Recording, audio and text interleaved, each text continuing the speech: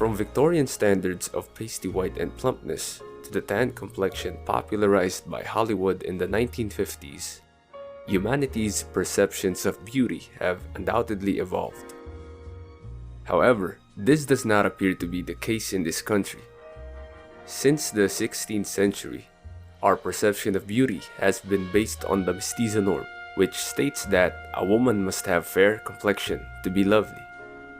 Clearly, this demonstrates how deeply established the Western standard of beauty is in the minds of Filipinos.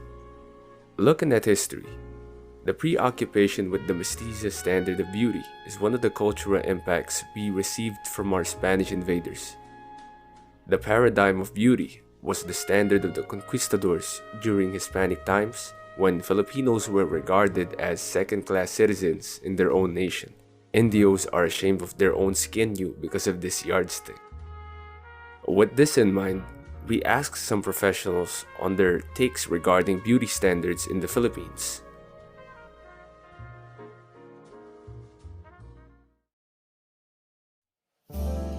Hi, I'm Francesca Palabrica and I'm a Filipina fashion model and beauty queen. I've modeled for the likes of Zara, Fossil, Rahul Laurel, and Steve De Leon.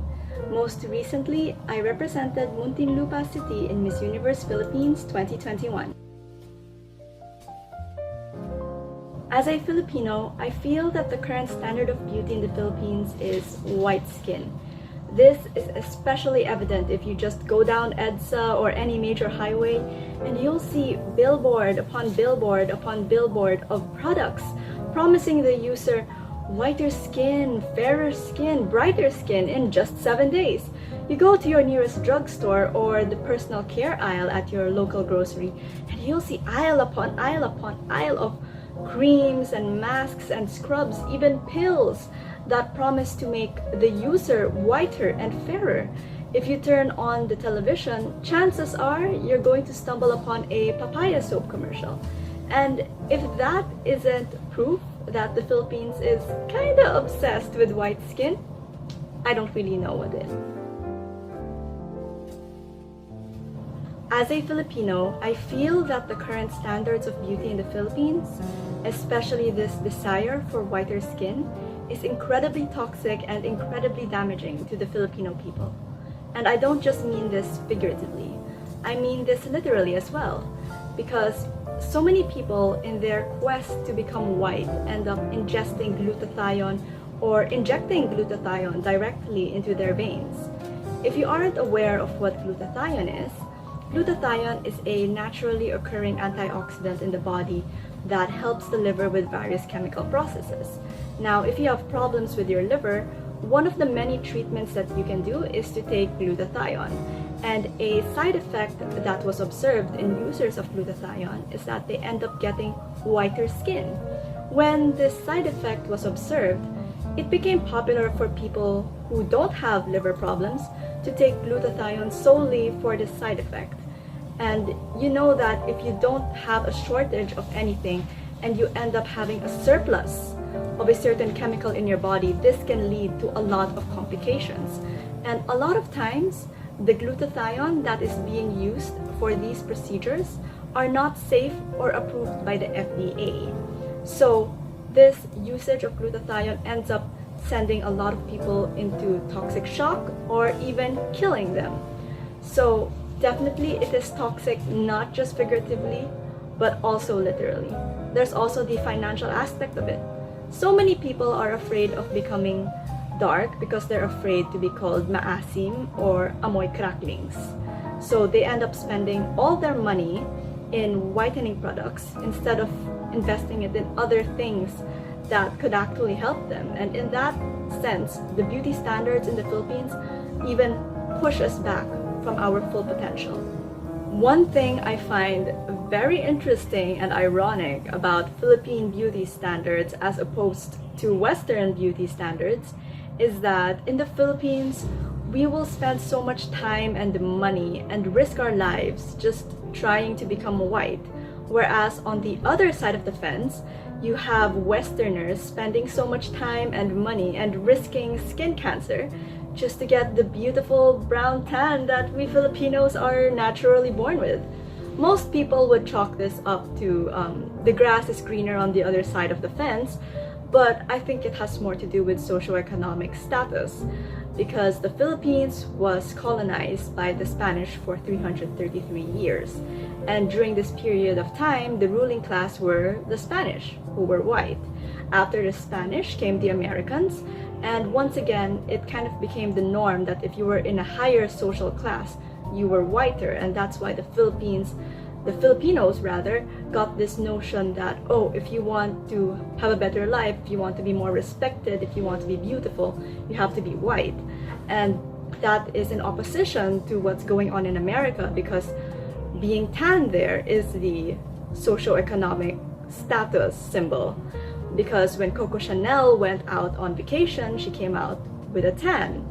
And it kind of became a thing there that if you're rich, if you're financially stable enough to go on vacation, you will be darker. So it's a very, very interesting take. That's an interesting question actually, because I'm not so sure. It is very possible that Philippine beauty standards have affected me in the industry, but I just don't have any concrete, clear evidence towards a definite yes or no. And that is because you don't really know what's going on through people's heads. So you don't know if you're getting cut solely because of your skin tone or just because you're not fitting the image that the client wants. So yes, I'm not sure. It's very possible that I have been discriminated against and cut solely for my skin tone, but without any clear evidence, I can't give you a definite yes or no. Do note, however, that that is just my personal experience and by no means invalidates the experiences of anyone else who actually have experienced and have concrete evidence of being discriminated against by their skin tone, especially in castings. One thing I can tell you though is that there have been many times wherein I was the only morena in a room full of mestizas, and most of the time I didn't get the job, so just make of that what you will. I'm not saying anything. Yes, I wholeheartedly believe that beauty standards in the Philippines shown by media should change. It's about time that we stop accepting white as the only definition of beauty, while brown skin is considered pulube or amoy cracklings or maasim. Why do we have to put down ourselves and our fellow countrymen that way for something that's so natural to us? It's just not fair. It's not fair that 3 out of 5 Filipinos get treated better for having fair skin. It's not fair that Filipinos feel that because they were born a certain way, because they were born naturally, because they were born as Filipinos, they're less beautiful in their own country. That's not fair. No pun intended. So yes, I believe that it's about time for standards to change. And the great thing about it is that standards are changing. Our current Miss Universe Philippines 2021, Bea Luigi Gomez, is a beautiful Pinay beauty. And our Miss Universe Philippines Tourism, Katrina Di Maranan, is a beautiful Filipina beauty as well, with beautiful brown skin. And I believe that that is hope enough for standards to change and for us to start accepting who we really are and to accept the beauty of our own brown skin. Have I ever struggled with fulfilling these beauty standards? Yes. Oh my gosh. Yes. So when I was a kid, I wanted so badly to be white. I just felt that people would like me more and that I'd be prettier if I were white. And to that extent, I had all these soaps and all these creams, and I would scrub myself raw almost every day, and I would break out everywhere and get allergies and turn red, which is really not normal for someone with brown skin. All because I wanted to be white. And I remember that I was really into scene culture when I was a teenager, And the thing with 𝚎 is that they have an emphasis on these bright, bold, loud neon colors, and I really wanted to wear these colors, but I couldn't because one of the rules if you're dark skinned is that you can't wear bright colors because that makes you look darker.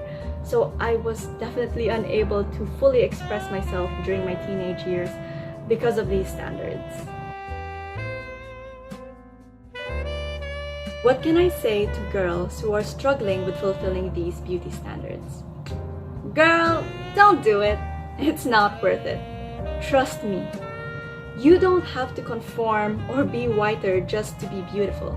You are beautiful the way that you are. Remember that beauty comes from within. Beauty is confidence. Learn to accept and love yourself, and your own inner beauty will shine through.